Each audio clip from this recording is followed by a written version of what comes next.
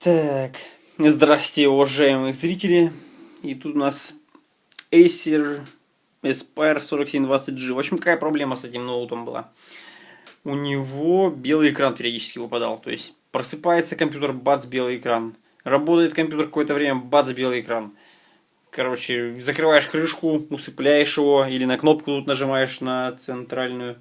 Он вроде как уснет, проснется, вроде все нормально. То есть претензия к дровам не относится. Дрова переставлял, все, короче. И это вылезло косяк после того, как я разбирал его и чистил. Покопался по форумам, короче, проблема вот в чем.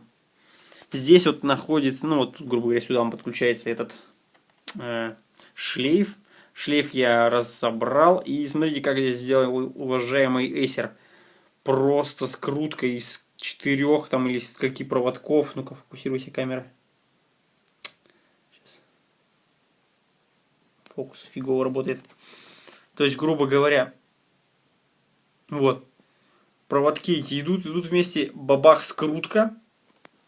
Выходит одна такая сопля, я, короче, потянул тут, короче, за нее, и она вышла вообще из вот этой штучки, то есть она была вот в таком чехольчике, из типа изоленты, и вот там вот ее ответная часть ее торчит.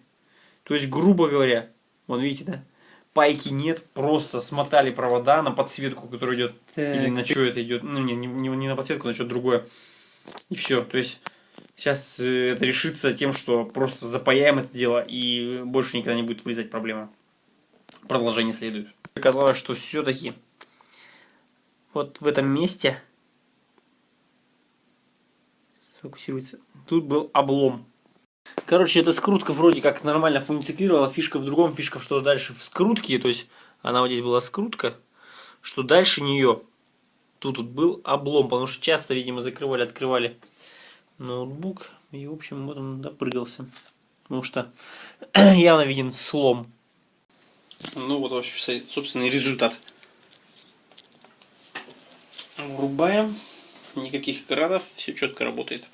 Несколько раз уже попробовал, все четко работает, уже пару часов погонял, никакого белого экрана даже не появлялось. Все, результат отличный. Вот тут видно, что я добавил скотча наверх этого всего дела. В общем, всем ярких, красивых мониторов. Пока.